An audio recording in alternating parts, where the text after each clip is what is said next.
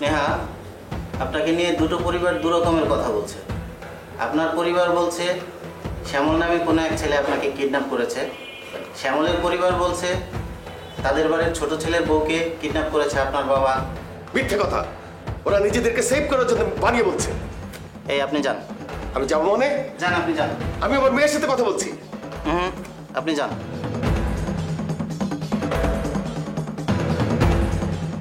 Please Selim সাহেব, আপনারা একটু যান, আমি ওনার সাথে একটু কথা বলতে চাই।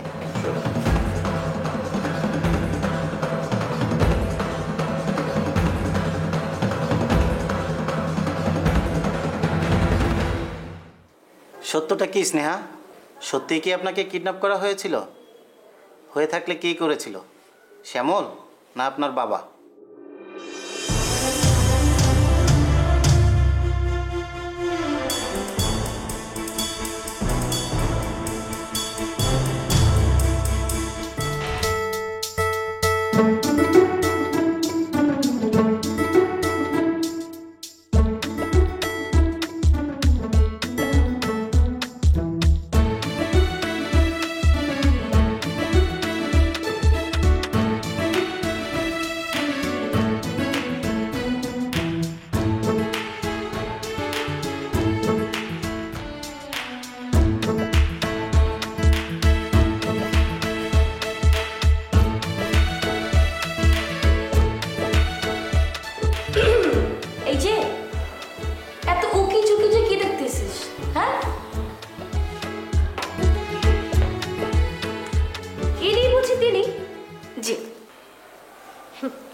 ভদ্রলোকের নাকটা একটু উঁচুতে।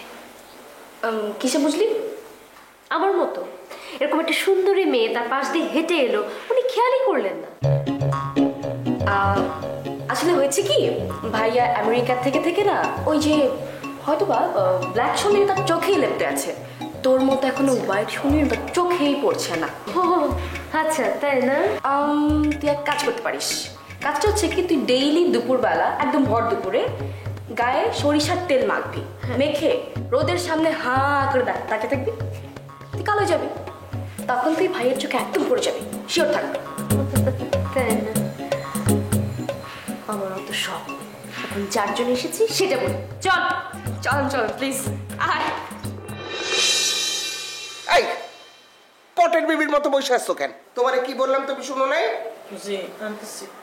মা, ও মা, ভাই ফোন দিছিল, শ্যামল আর বউরে নিয়ে বাড়ি আসতেছে। চালাকি করস? চালাকি করস আমার লাগে?